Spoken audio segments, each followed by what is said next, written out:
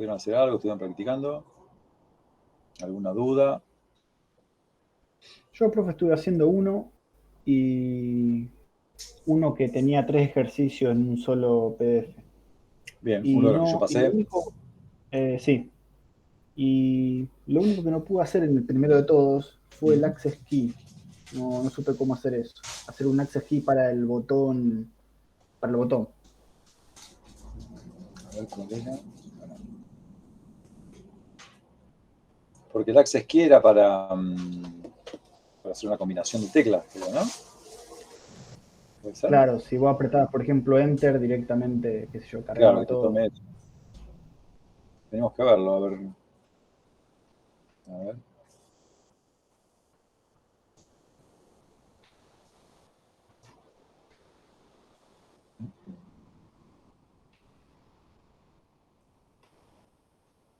A ver, che. ¿Te acordás en cuál está el que está en los 3 ejercicios? ¿Era? ¿Me dijiste? Sí, ahí busco el nombre. Dale.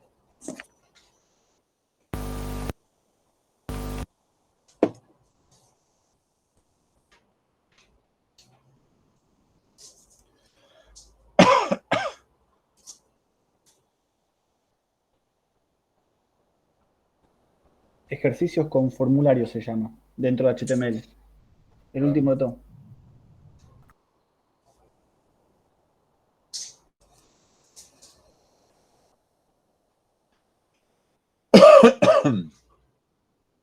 Bien. Au.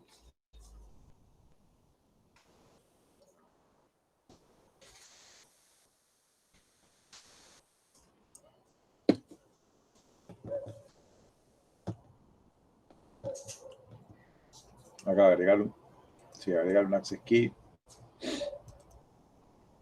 Sí, el primero, para el botón register, creo, el primer ejercicio. Pero es lo mismo. Acá te pedía. Yo creo que el access key era un atributo.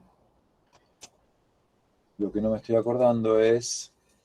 Eso debe estar acá, a ver.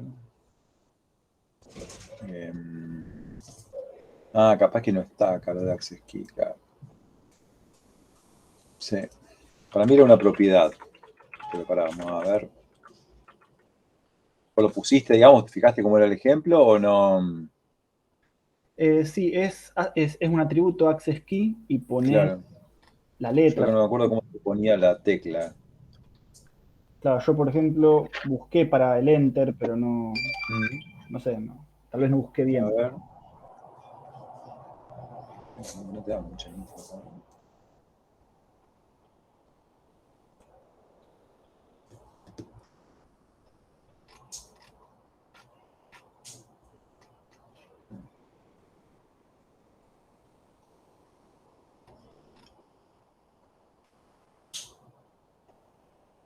Access key.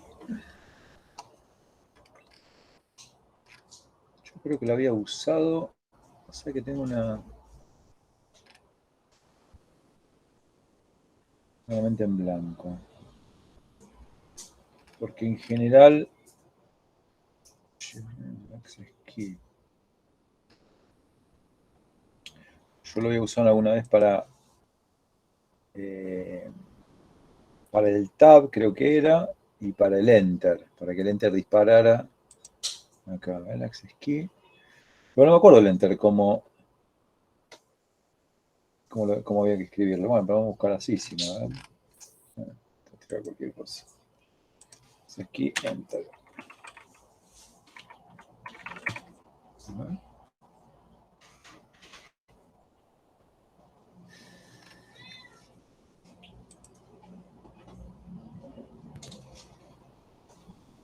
Lo que pasa es que acá usa, ¿cómo se llama esta biblioteca?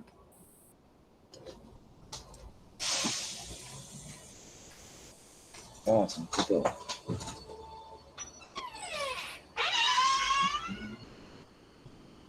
No, déjame que lo busque, cosa que no me acuerdo cómo era. Causa, está bien, para causa Eleven Key, no estaba usando. Déjame que lo busque. porque no me acuerdo cómo era. Dale, Nedram. No, acá está con otras cosas. Déjame que lo busque y se los comento, digamos. Yo lo debo tener resuelta la práctica. Después lo busco y se los muestro. Bien. ¿Algo más que hayan renegado? Sí. No, yo estuve practicando hacer los distintos tipos de formularios y todo eso. Y Bien. se entendió, o sea, haciendo el submit, los distintos tipos para acordarme. Está bien. Ah, distintos tipos, decís el type Perdón, distintos de del input. botones. Ah, de input, ok. Ahí está, sí. Claro, no te entendía distintos tipos de formulario, porque en Sí, Angular genial. vamos a ver que hay distintos tipos de formularios, reactivos y lo de plantilla, pero no entendía por qué acá había distintos atributos type del input. Tal cual, me expresé mal. Bien. No hay problema. Bien. Bueno, a ver, ¿qué quedamos acá? Bien. A ver, yo acá. Git. Esto lo habíamos visto todo, creo. Acá tiene algunos ejemplos de tablas. Sí, las tablas. A ver, esperen que repaso lo que habíamos visto. Esto lo habíamos visto. A nivel de tablas, son bastante simples, pero acuérdense que las tablas son muy específicas. Es decir, siempre que yo quiera mostrar valores tabulados, que sería tipo una tabla con resultados de algo que yo quiero mostrar, estaría bien una tabla, pero no para formatear y no para acomodar componentes. Creo que eso lo hablamos el otro día. Se hacen mucho más lentas las páginas que tienen tablas manejando el contenido de la página. La tabla tiene la etiqueta table, ¿sí? La etiqueta de apertura, HTML table de cierre, y después tiene para cada fila que yo tengo definido un tr. Un tr de apertura y de cierre sería cada una de las stable row del tr. Así que eso define cómo va a ser cada una de las filas que yo voy poniendo en la tabla. Es como si yo voy escribiendo de una fila. Y así voy armando la tabla. Esa tr, esto es un tr. Esto es un tr. Cada uno de esos tr se puede dividir en celdas, ¿sí? Que son los TD. TD es Table Data, si no me equivoco. Entonces, ¿qué hace? Si este TR tiene dos TDs adentro, ¿sí? Va a dividir a la fila, perdón, en dos. Yo voy a poner la primera celda 1 y la otra va a poner celda 2, ¿sí? Y después pasa a la siguiente row. A nivel de filas, tienen que tener la misma cantidad de celdas. Es decir, yo no podría tener acá una fila, perdón, sí, una fila, digo bien, que tenga 3 celdas, siendo que la anterior tuvo 2 celdas. Es decir, tienen que tener la misma cantidad de celdas. ¿Está bien? Puede pasar de que yo quiera poner, por ejemplo, agrupar celdas de alguna forma, entonces ahí sí puede ser que las distintas filas tengan distinta cantidad de celdas, pero en esos casos tengo que agrupar a las celdas de datos. Profe, ¿y por qué tiene esa limitación? ¿Cómo? ¿Por qué tiene esa limitación? No sé si es una limitación, es la forma en la cual va dibujando la tabla. Entonces, si vos pones 3 filas acá y acá pones 2, no sabes si si lo querés así, o lo querés tal vez así, ¿sí? O cómo están. Otra vez, como esto se usa para presentar datos, digamos, bueno, no es lo mismo que este dato acá esté abajo de este o no, o la mitad y mitad, digamos. Entonces tenés que especificar cómo querés que se vean los datos. Yo creo que es el tema, digamos. Si yo pongo 3 celdas y antes había 2, tengo que decir de qué forma están relacionadas las celdas de abajo con las de arriba. ¿Sí? En general, cuando armas la tabla, lo que haces es te fijas cuál va a ser la división más grande que vas a tener, es decir, cuál es la fila que más celdas tiene, y después las otras celdas las tenés que adaptar a ese contenido, digamos. Todas las otras seguramente, si vos tenés una que tiene 12 y las otras son todas de 3, bueno, esas 3, ¿cómo se acomodan sobre las 12 o debajo de las 12? No sé si me explico. Parece que tiene que ver con eso, no sé si es una limitación, sino es cómo relaciono la fila que sigue con la anterior. Por eso tengo que siempre respetar la cantidad de celdas que hay, porque si no, no vas a saber cómo visualizarlo eso. Es más, si encuentran, si ustedes por ahí no ponen una celda, a ver si lo podemos hacer en vivo esto.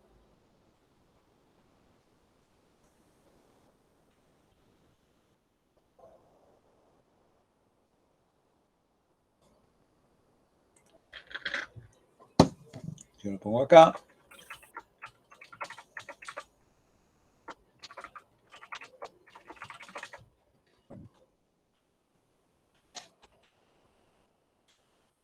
Tengo mi tabla.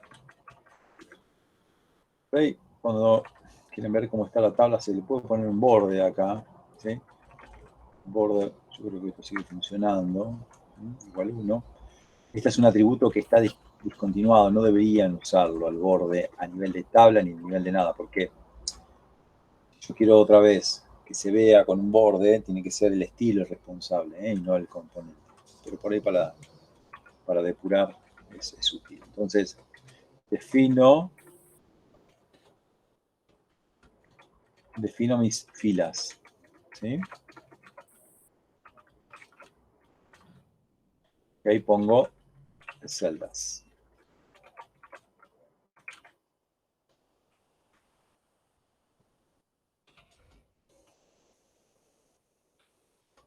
Bien. Y acá pongo, fíjense que si yo acá pongo uno solo, lo que hace es ponerlo, ¿ven? Por defecto, no sé si se alcanza a ver, está muy chiquitito. Por defecto lo pone debajo del A. Y después, qué sé yo, no le dije más nada yo, entonces no sabe. Esto tampoco quedaría tan mal, digamos, ¿no? Pero bueno, es como que está incompleta ahí esa tabla. ¿Mm? Ahora, si yo pongo 3,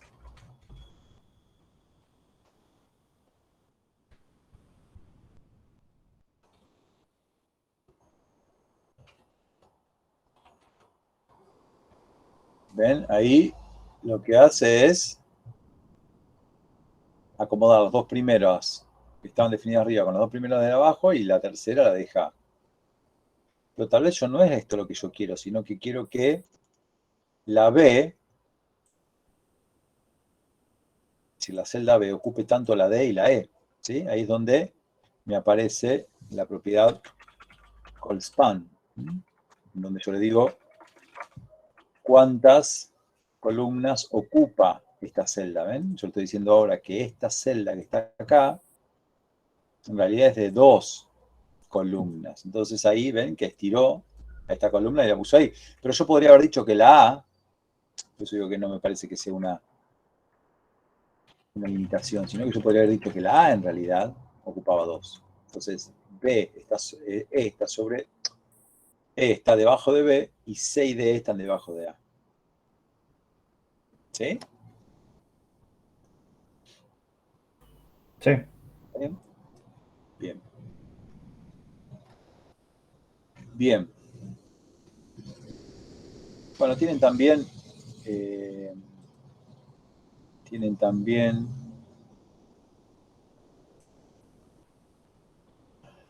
para el título, es decir, si esto fuera el título de la tabla, en lugar de usar TD, se puede usar TH, Table Header, lo cual está aplicando, ven, un estilo ahí para el resultado que yo veo es que cambia el estilo, ven, y lo pone en negrita.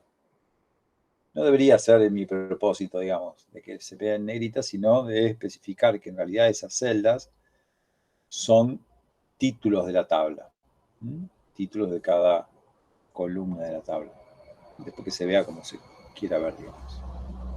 ¿Ok? Bien.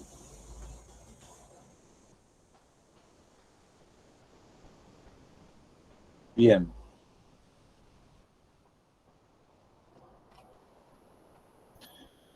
Bueno, acá tiene un ejemplito. Esto yo lo escribí el otro día. No me acordaba que estaba acá. ¿Eh?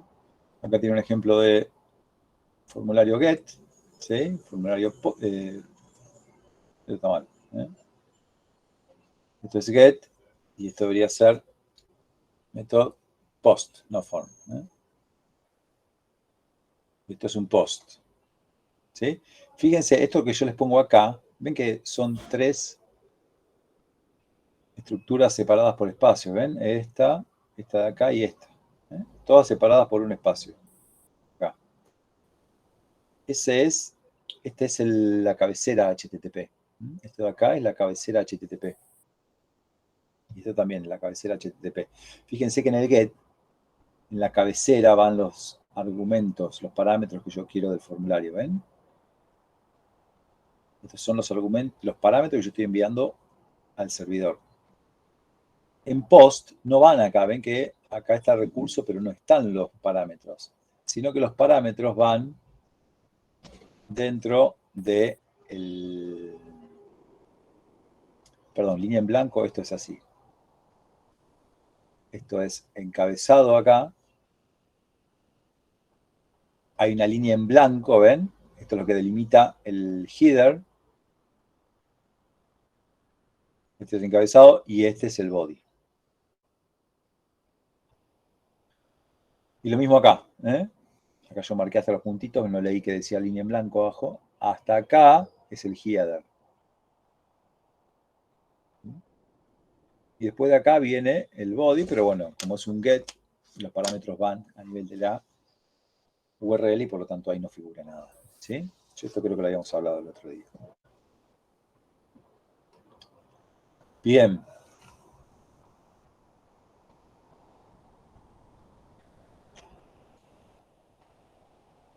Bien.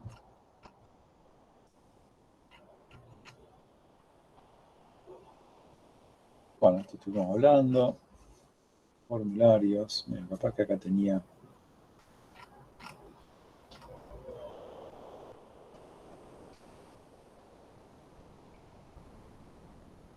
Tipo de formulario, esto lo estuvimos viendo todo. Acá dice REST, está mal, esto es reset. ¿Eh?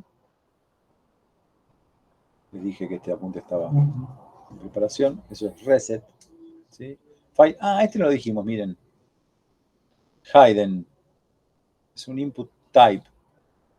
Se llama hidden. ¿Sí? ¿Saben para qué se usa o de qué se trata? Hidden es oculto, ¿no? Yo lo Escondido, tuve ¿no? que implementar, profe, ahí en el Ah, sí. ejercicio. O sea, no se Puede ve ser que nada, había uno. Sí. no se ve nada, pero Sí. asumo que cuando uno entra a su propia página para configurarla le aparece o algo así. Sí, ¿por qué lo tuviste que usar? ¿Porque te pedía el ejercicio? No me acuerdo. O Sí, sí. porque. Bien. Hidden es un campo que va a estar o sea, nosotros definimos el formulario. ¿Sí? Y acá tenemos los distintos inputs. El text. Bueno, yo estoy mandando, por ejemplo, el login, bueno, lo que sea. Tengo acá un formulario. Y puedo poner un input type hidden. ¿Sí? Hay que ponerle el name acá. ¿Está bien? Y esto es, no sé, dato. El name, acuérdense que es cómo va a llegar al servidor. ¿Sí? Ese hidden lo que tiene de particularidad es que no renderiza nada en el navegador. Es decir, en el navegador, en la pantalla del navegador, yo no veo nada. ¿Eh? Pero es un dato que se va a enviar igualmente al servidor. ¿Sí? Entonces el hidden se usaba a veces para poner, ahora como se mantiene el estado del lado del servidor, perdón, del lado del cliente con las bibliotecas como Angular, React o Vue, cualquiera que vayamos a usar, como yo puedo mantener un estado del lado del cliente, la aplicación en general está corriendo en JavaScript del cliente, no hace falta este tipo de input type. En general es para guardar un dato ahí que yo en algún momento quiero enviárselo al servidor. A veces se puede actualizar el dato ¿sí? Esto tendría que tener acá un value. ¿Está bien? Entonces lo que hago es tal vez a través de JavaScript, ¿sí? Actualizar el contenido de ese componente. Pónganse que le estoy pidiendo al usuario, no sé, en algún momento le pedí que configure el tamaño del texto, no sé, una propiedad de la página, una configuración, ¿sí? Entonces yo podría mantener escondido ahí, no quiero que lo cambie una vez que se modificó, podría tenerlo ahí ese dato y enviarlo de fondo para el servidor, ¿sí? Es para mantener algo que no quiero que sea visible, pero acuérdense que si yo miro el fuente de la página lo voy a ver a eso, ¿eh? No es que es secreto, digamos, ¿sí?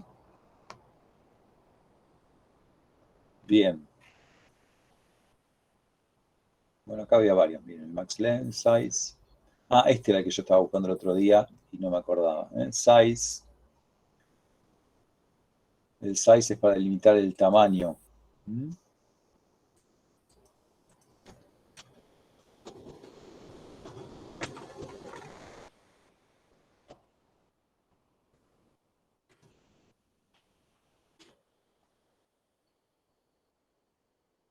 Ahí tengo la caja, ¿sí? Bien. Yo puedo escribir todo lo que quiero. Ahora dijimos que si le poníamos max length, acá le dábamos un límite. Mira, ¿cuánto puedo escribir? Con size, que era la que yo creo que estaba buscando el otro día, con size, lo que hago es achicar, ¿ven? Darle el tamaño a la caja para cuántos. Esto es medio raro porque fíjense que yo le puse como si tuviera tamaño para 6, pero en realidad acá, bueno, me achicó la caja, pero me sigue dejando poner varias letras. ¿Eh? Entonces size achica el tamaño de la caja. ¿Ven? Bien. Buenísimo. Bueno, esto lo habíamos visto. File.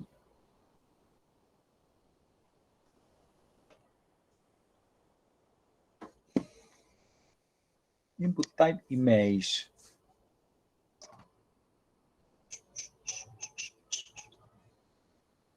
Parece que este genera como si fuera un botón con una imagen. El input type image. Ahora vamos a probarlo. Sí, creo como una especie de Bueno, icono, logo. como un, claro, como un. No es que no tengo ninguna imagen. ¿No? Input type image. Source, que le puedo poner ahí.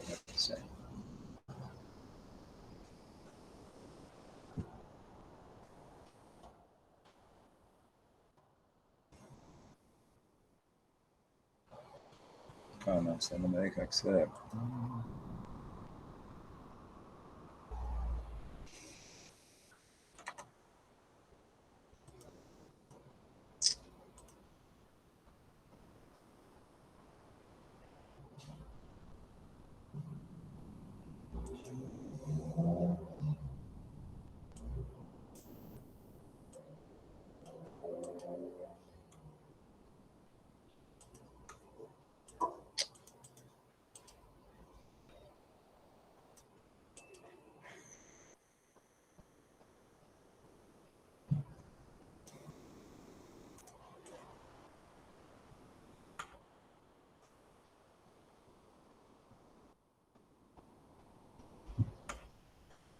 No sé si me va a dejar porque este es formato SVG. ¿Sí? El SVG. Bueno, parece que sí, que le gustó. Un poquito grande nomás. Vamos a ponerle acá. Ahí la tomo, ¿ven? Y fíjense que me aparece la manito, ¿ven? Es decir, que yo puedo darle clic ahí. Lo que sí tiene definido es un width.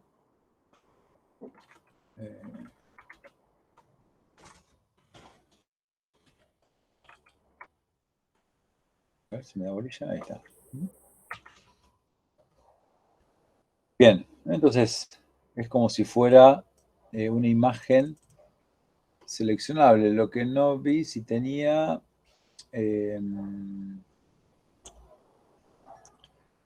claro, ¿qué hace cuando yo hago clic ahí, no? Es como que... Input type image. Parece como si fuera un botón, pero en realidad no me está diciendo qué es lo que... Capaz que habría que configurar algún evento a través de JavaScript para que haga algo. Es decir, cuando yo aprieto, ¿eh? Se dispara algún evento a través de JavaScript. Bien. Bueno, lista desplegable. Esto lo habíamos visto.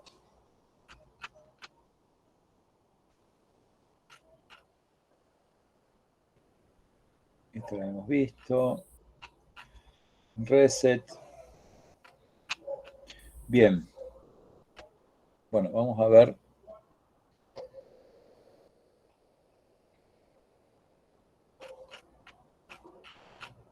Bueno, esto es lo mismo que está ahí subido. Yo igual se lo voy a subir a este, ¿eh? No quise subir porque había cosas que estaban desactualizadas o estaban no funcionales.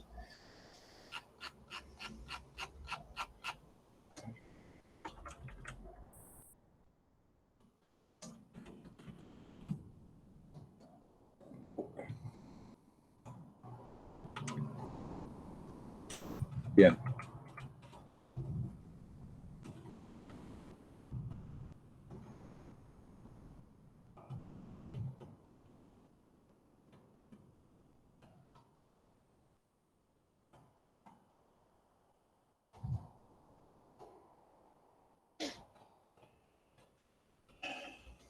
Bien. Bueno, después vamos a ir viendo algunas otras características de HTML, pero ya directamente en algún ejemplo, ¿eh? Listas. Bueno, esto ya lo vimos todo.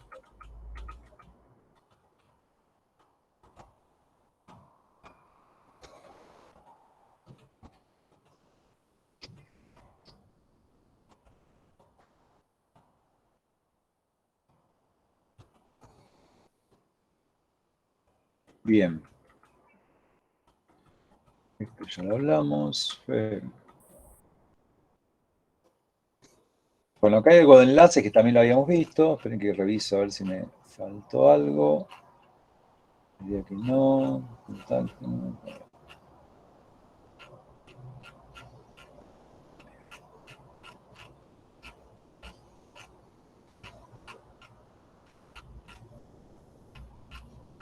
Las anclas lo habíamos visto el otro día. Acá está el access key, mirá. A ver qué dice. Lo quería buscar y no podía. Access key, está bien, está el T, pero a ver si dice algo. Que era un atajo de teclado que puede ser utilizado para activar el enlace, ¿eh? Y ahí lo tenés. Lo que hay que ver si dice algo. No, no dice nada. Bueno, después lo buscaré eso. Claro, o sea, Bien. por sí solo no hace nada. ¿Cómo? ¿Para qué? O sea, por sí solo no hace nada el botón, salvo que haya que configurar alguna función. Por sí solo. No, en este caso sí, este lo que está haciendo, fíjate, define un ancla. O sea, este ahref está en una página y lo que hace es cuando vos apretás esa tecla, lo que hace es volver a enlazar a ese, es decir, marcar como primer elemento de la página el elemento cuyo ID sea top. Digamos, hace eso. ¿Sí? Lo que pasa es que hay veces, yo estoy pensando el access key a nivel de formulario, no sé por qué hay, yo creo que por un tema de cómo se hacían los sistemas, hay lugares en donde están acostumbrados a pasar de caja en caja, ¿sí? Cuando tengo un formulario, si yo quiero avanzar de caja en caja, ¿cómo lo hago? A través de, usando el tab. Es decir, que si tengo muchas cajas acá y quiero ir pasando entre ellas, ¿no? Supónganse que tienen un formulario muy grande y quieren ir pasando entre cajas, van apretando el tab, ¿sí? Para ir moviéndose. Pero hay lugares donde el enter utilizan, digo, lugares, recuerdo donde habré tenido que hacer un sistema y y ellos estaban acostumbrados a pasar entre caja y caja apretando el Enter, ¿sí?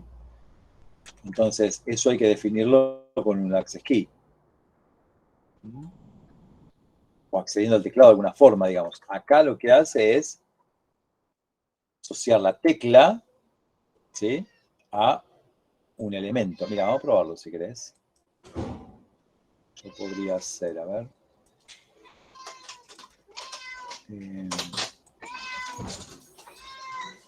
Vamos a poner acá, suponete que tengamos,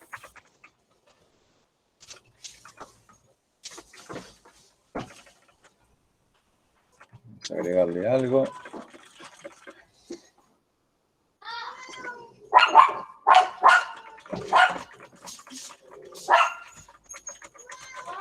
Bien, suponete que cuando vos apretás una tecla querés seleccionar este elemento de acá, ¿sí? Entonces le podés poner ID,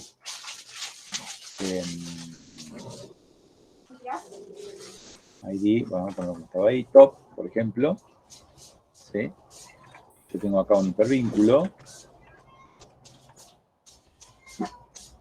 Acordate que el cardinal hacía referencia al ancla. Entonces, a ver. Ya. Ahí. ¿Quién dice? Tobías. ¿Ves? Cuando vos. ¿Puedo hacer que tengo razón? Perdón, no, lo que queríamos hacer era con el access key, esto habíamos hecho. ¿Qué me pasaba a mí? Access key. T. ¿Sí? A ver. Bien. Sí, no anda, ¿eh? ¿Vos lo probaste así o lo probaste servido desde un servidor de aplicaciones? O sea, yo lo probé desde acá. Desde Pero este mismo. claro, pero con el tipo submit y bottom. Bien, a ver, ¿sabes qué? Estoy pensando que tal vez, como eso, como es un editor que va procesando el HTML, capaz que hay algunas cuestiones que las puede llegar a deshabilitar. A ver.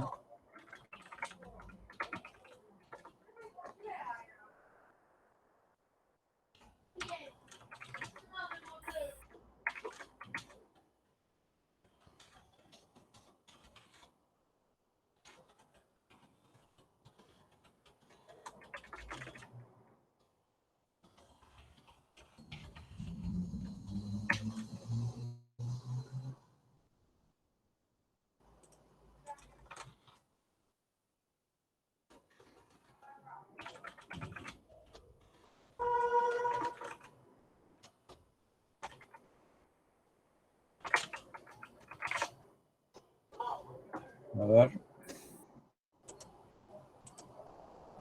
No, que dije que quería apretar. Lo que pasa es que acá, fíjate, no tengo ni lugar. Vamos a probar.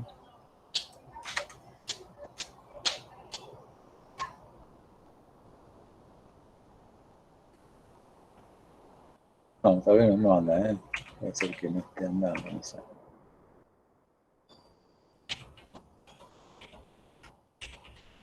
No, no me da ni bolillo. Hay que probarlo, capaz que está discontinuado, no sé. Lo tengo que mirar. Bien, pero hay cosas que tal vez no funcionan cuando las prueban directamente desde alguna herramienta como esta o desde el navegador, y lo que tienen que hacer es levantar un servidor y probarlas, ¿sí?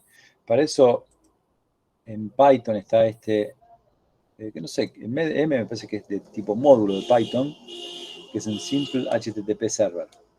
Que lo que hace es, donde ustedes lo corren, empieza a servir las páginas que estén en ese directorio. ¿Sí? Es bastante simple. Viene con Python ya incorporado, es decir, no hay que instalar nada, por defecto ya está disponible, y por ahí para hacer pruebas es más que suficiente. Bueno. Bien.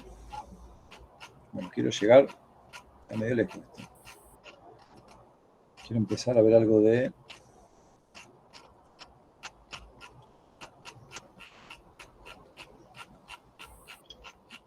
Vamos a agarrarlo acá esto.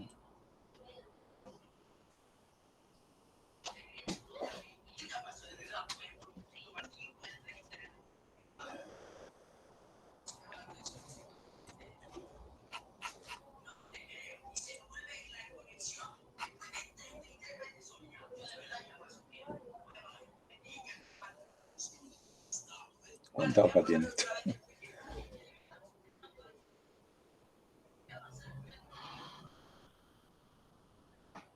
Acá hay algo de Git, acá está.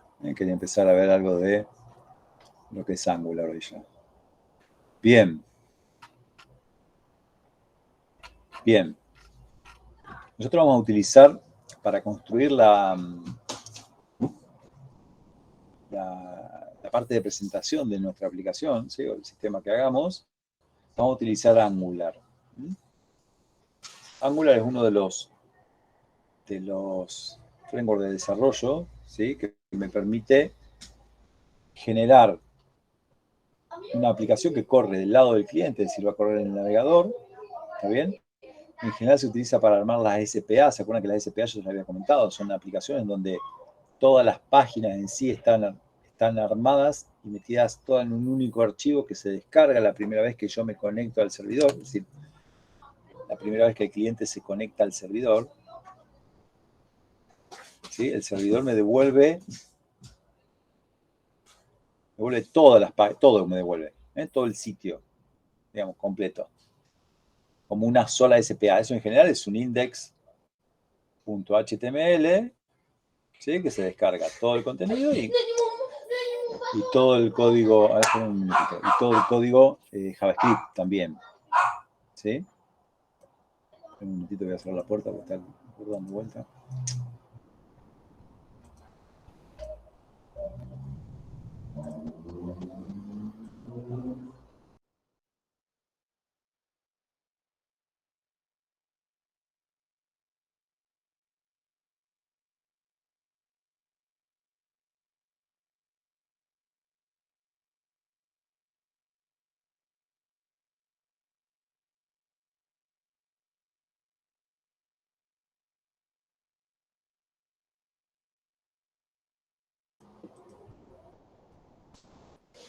Entonces nos permite armar una CPA, es decir, todo el código se va a bajar la primera vez y después tal vez la interacción del usuario con la página quede en la propia página, ¿sí?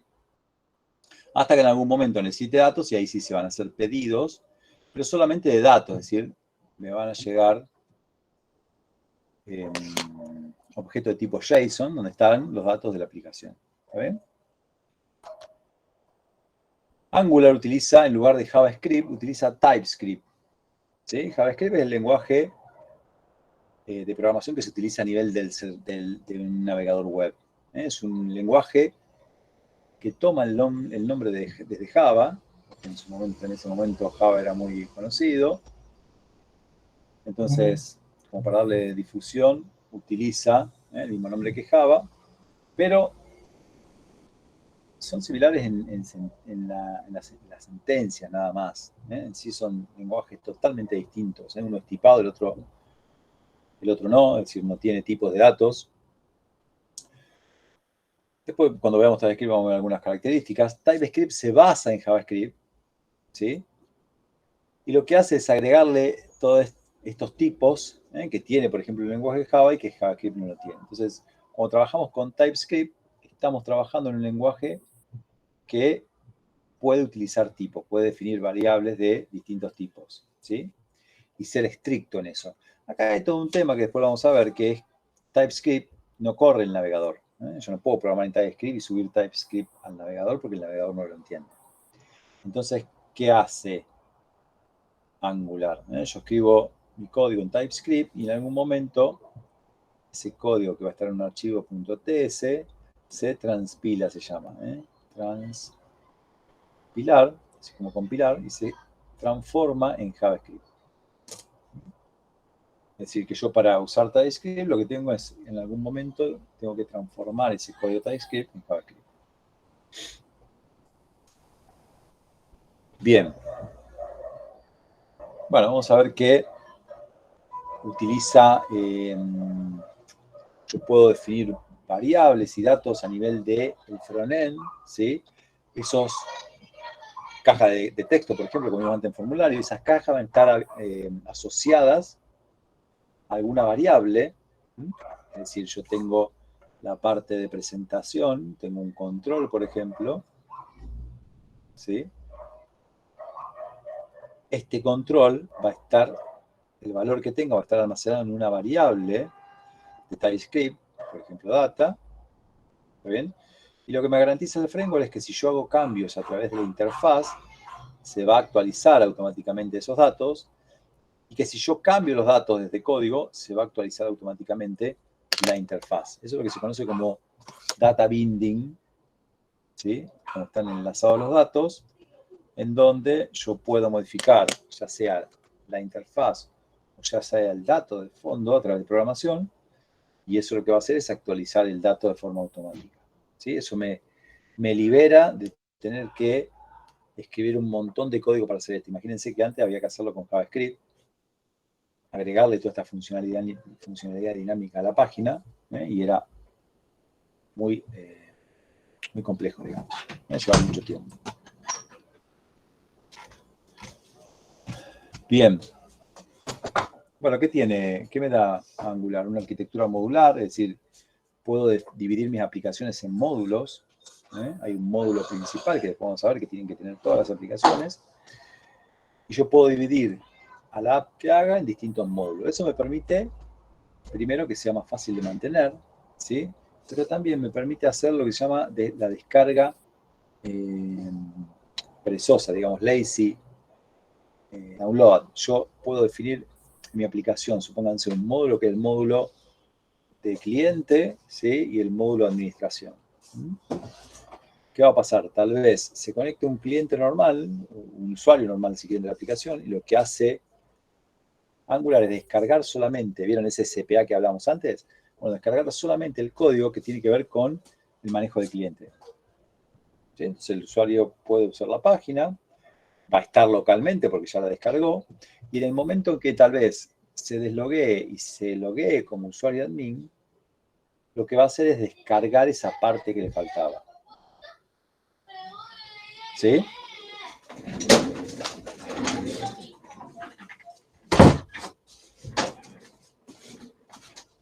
Entonces, eso lo que me permite es, imagínense si yo no pudiera hacer módulos, tendría que descargarme todo el contenido de la página. Tal vez es un sitio grande, entonces la primera vez que me conecto tardaría mucho. Entonces, esto lo que hace es bajar los distintos módulos de la aplicación a demanda. Cuando se necesita, se puede descargar. ¿Sí? Bien. El código, o lo que sería la interfaz gráfica, se define como componente, es decir, que cuando yo defino mi aplicación voy a definir componentes. Un componente puede ser un botón, puede ser, no sé, vamos a suponer que tengo una página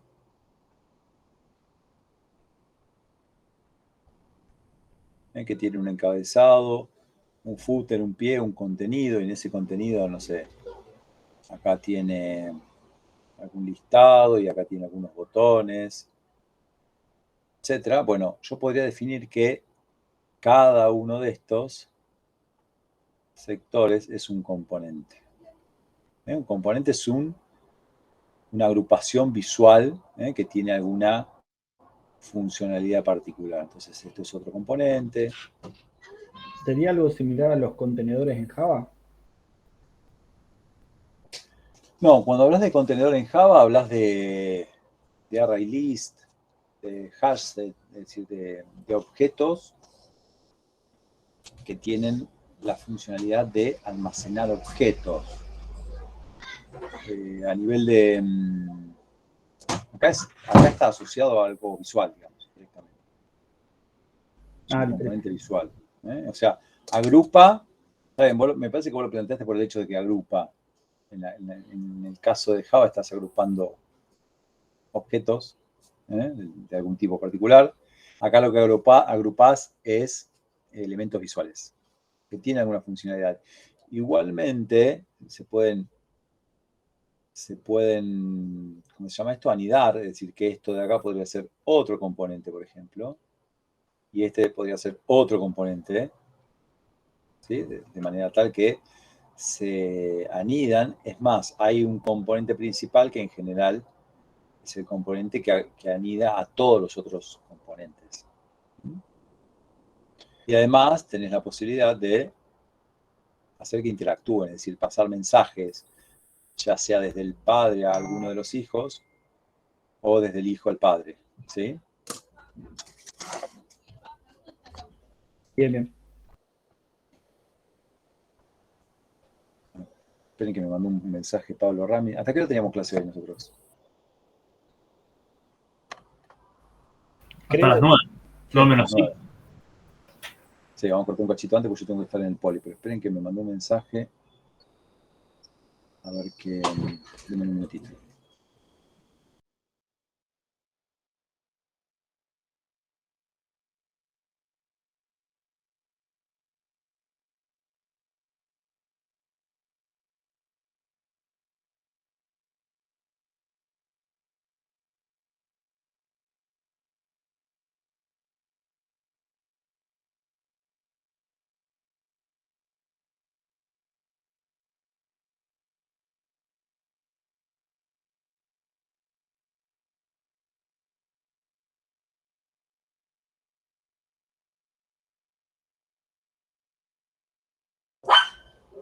Bueno, ahí está.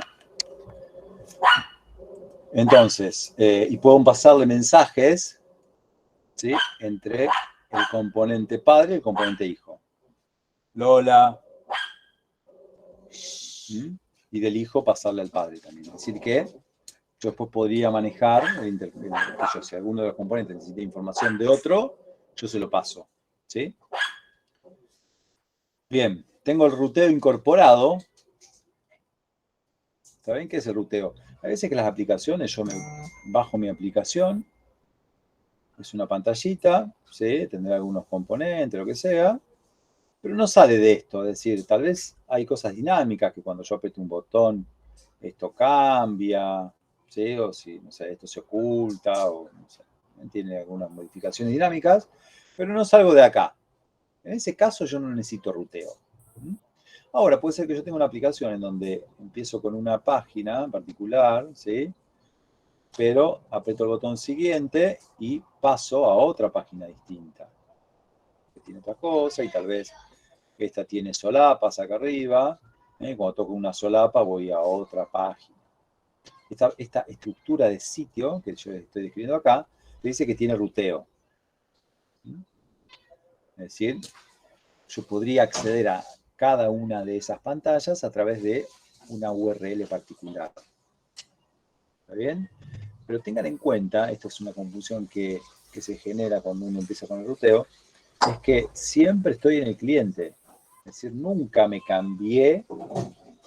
Cuando yo cambio la URL en una aplicación de este tipo, no estoy yendo al servidor y el servidor me está devolviendo algo, sino que la interpretación de esa URL la hace el propio navegador y nunca sale del navegador y va al servidor.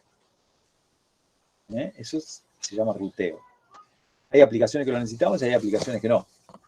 ¿Está bien? Eso cuando creamos el proyecto, vamos a ver, vamos a definir si queremos que tenga ruteo o no la aplicación. Por defecto no se agrega ruteo, pero por ahí yo necesito y lo puedo agregar.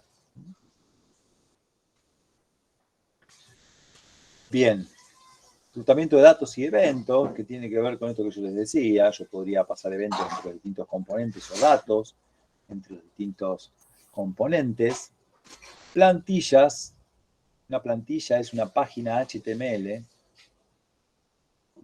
Cuando armamos un componente, ese componente, yo puedo ir más en detalle en cada cosa, ¿sí? Componente, ese componente tiene una plantilla, que es el código HTML. ¿Está bien? Pero también tiene un controlador, que es el que define qué hace esa página, que va a estar en TypeScript.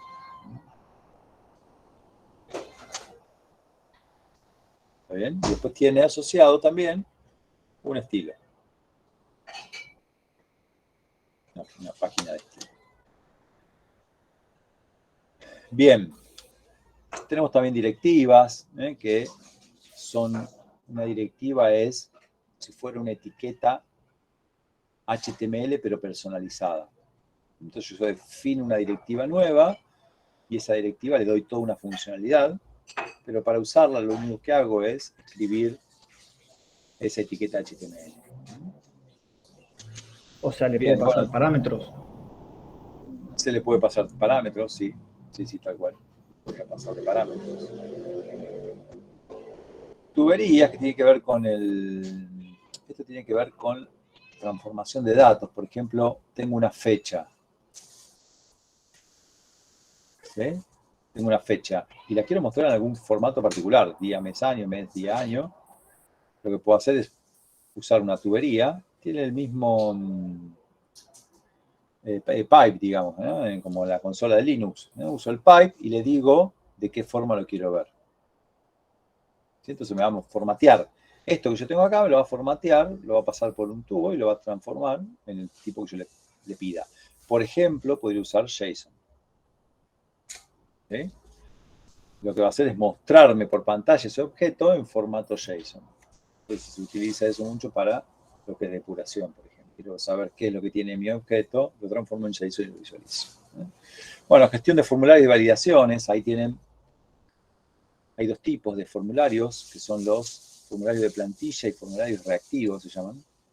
Se crean distintos y tienen distintas características. Después vamos a ver la diferencia. Servicios, es decir, en una página, tengo un componente y puedo tener un servicio por detrás. Un servicio que va a ser código, TypeScript, que, por ejemplo, cuando la página necesita datos, lo que hace este servicio es ir al servidor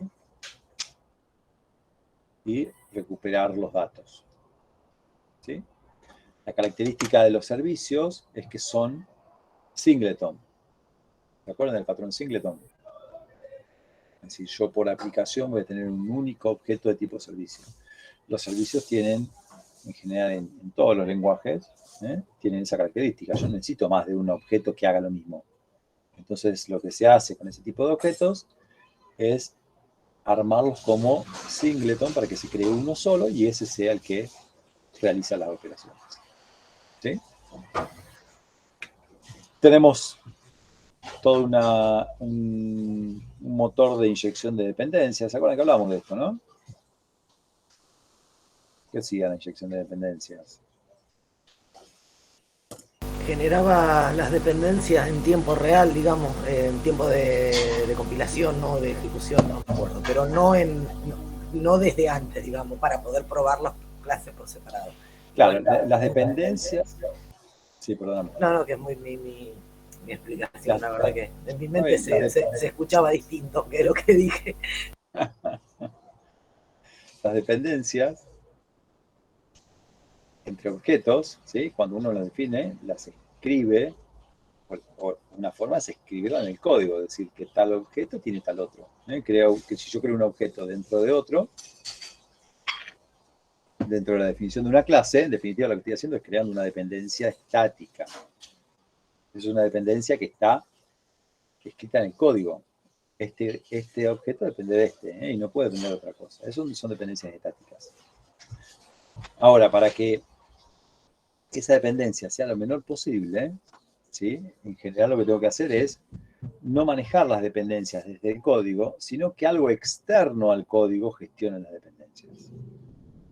Entonces, yo creo mis componentes y configuro alguna pieza de software para que se encargue esa pieza de software en decirle a cada componente de qué depende.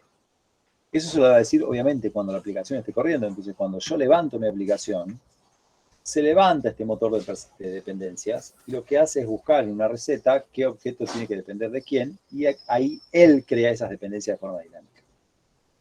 Entonces ahí tenemos una alta cohesión y bajo acoplamiento porque las dependencias se están creando en forma dinámica.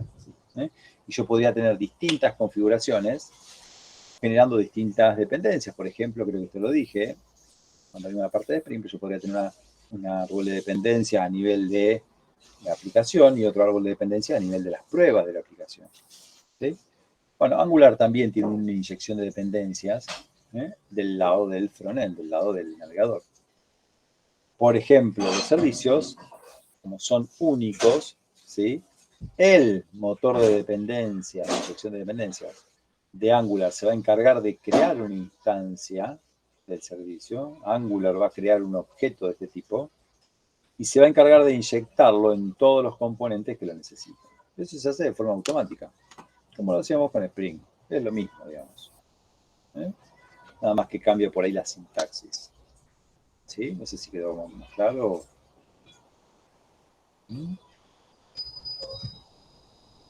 Bien, tiene un servicio particular, ya viene, es un servicio HTTP se llama, que es el servicio que me permite hacer pedidos al servidor.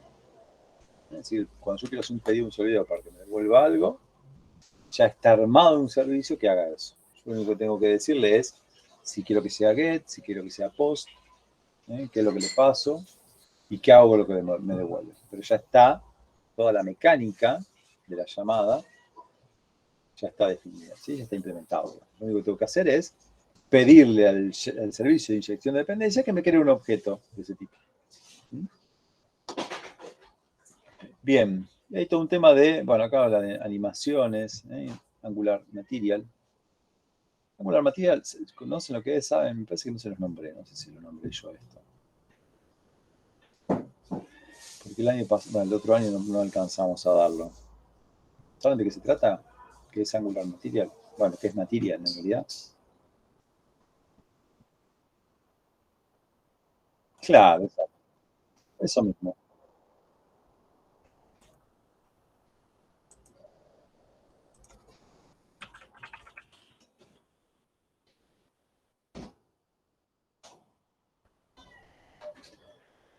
Bien, sí, Material Design define reglas de cómo hacer un diseño, digamos. Es decir, mi aplicación, el menú lo tiene que tener siempre a la izquierda, arriba, con la hamburguesa, y no sé, si abro una ventana me tiene que mostrar un detalle con una imagen y el otro tiene que estar abajo. Le dicen blueprint, no sé si por acá lo debe decir la palabra seguramente. Es una guía, tiene guías, ¿ven? De accesibilidad, ¿sí? Guías de accesibilidad, de qué colores usar, por ejemplo, de qué fuentes usar, de cómo mostrar la información, de qué forma, ¿está bien? Son como guías. Google aplica Material Design en todos sus productos. Por lo tanto, no sé, Gmail tiene definidos o usa estas definiciones de Material Design, ¿sí? Android viene con Material Design también incorporado, es decir, que sigue todo un look and feel y sigue todo un comportamiento que ya está definido. ¿Está bien? Entonces yo puedo utilizar lo que se llama Angular Material, que son componentes que tienen ya incorporado diseños o definiciones de Material Design. ¿Sí? Fíjense que Material.io es la página que les comenta sobre los recursos y hay otra página que se llama Material.angular.io. Ahí está, Angular Material, donde tienen acá todos los componentes, por ejemplo, que pueden utilizar a nivel de Angular para trabajar de la forma de Material. ¿Sí? Bien. Bien. Bueno, esto me queda un poquito desactualizado. Ya estamos, fíjense ahí, recién. Estamos en la versión 13 de Angular. Estaba por la 7 cuando lo hice. Tengan en cuenta que no es lo mismo hablar de Angular.js, ¿sí? Que Angular. Cuando hablo de Angular, en general me estoy refiriendo, cuando hablo de Angular, me refiero a las versiones de Angular 2 hacia abajo. Es decir, esto es Angular. ¿Sí? Y Angular o Angular 1 se le dice lo que se conoce como Angular JS. Son dos cosas distintas. Angular S es totalmente distinto a lo que es Angular 2. ¿Sí? Esto generó un problema muy grande porque mucha gente había empezado a utilizar Angular JS en muchos productos. Fíjense que salió en 2010 Angular JS. 6 años estuvo. ¿Sí? Y en el 2016 Google, que era el patrocinador del framework, cambia Angular 2 y cambia toda la bocha de cómo se hacían las aplicaciones. Ahí mucha gente se enojó, porque era como que perdía toda la compatibilidad, son totalmente incompatibles, digamos. Pasar de una aplicación a la otra no es trivial, pasar de una versión a la otra, perdón. Muchos ahí se fueron a React, por el hecho de, bueno, de esto, ¿no? De que era como una tradición, digamos. Bien. Para desarrollo, creo que algo hablamos, necesitamos Node.js instalado en la máquina, ¿sí? Porque hay un montón de herramientas, como por ejemplo el transpilador, que convierte TypeScript, JavaScript, ¿sí? Que corren en Node.js. Vamos a necesitar NPM, que es el Node Package Management, es el manejador de paquetes de Node. Vamos a usar una herramienta para la gestión de proyectos que se llama Angular CLI, que me permite crear un proyecto vacío.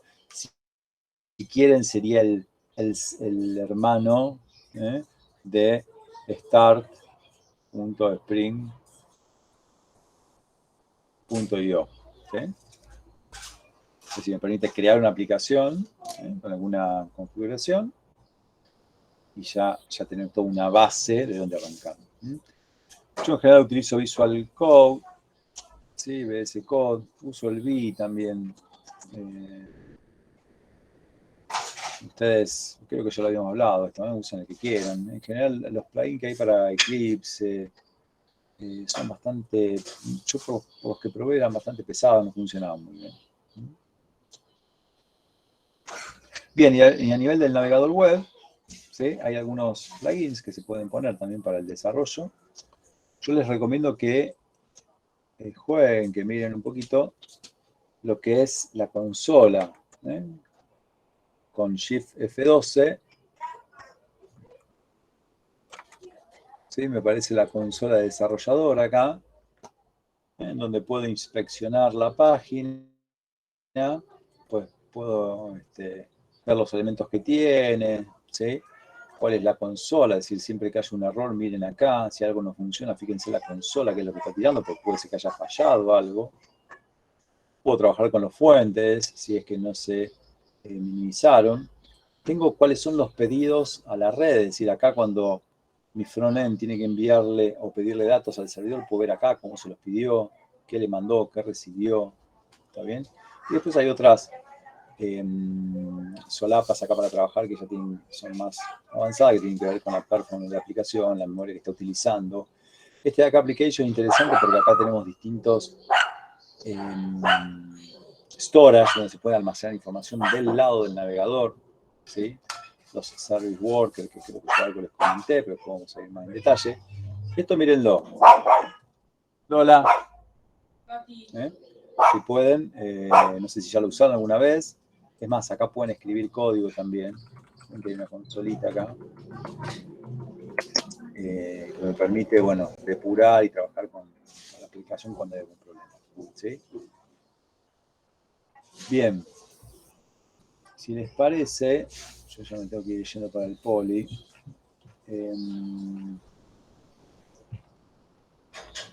Acá les comenta cómo instalar Angular CLI. ¿Sí? Si pueden, vayan instalándolo. Esto está en la página, el apunte de Angular. Si pueden instalando Angular CLI, donde necesitan también tener instalado Node, vayan haciéndolo así. Mañana tenemos allá, ¿no? En el lab. ¿Sí? Sí. Bien. Vayan teniéndolo instalado, así mañana podemos probar crear una aplicación, ¿no? Con Angular CLI. Así que aquellos que lleven a Notebook, traten de bajárselo. Entonces, Bueno. esos dos programas, ¿no, profe? El Node y el Angular CLI. Node.js, sí. Fíjate que Node.js, dependiendo de si está usando Linux, por ahí viene ya en el gestor de paquetes. Lo puedes entrar del gestor de paquetes. Fíjate que no es una versión muy vieja. Si no, váyanse a esta página. No, perdón, yo aquí estoy tomando. Pongo en Angular.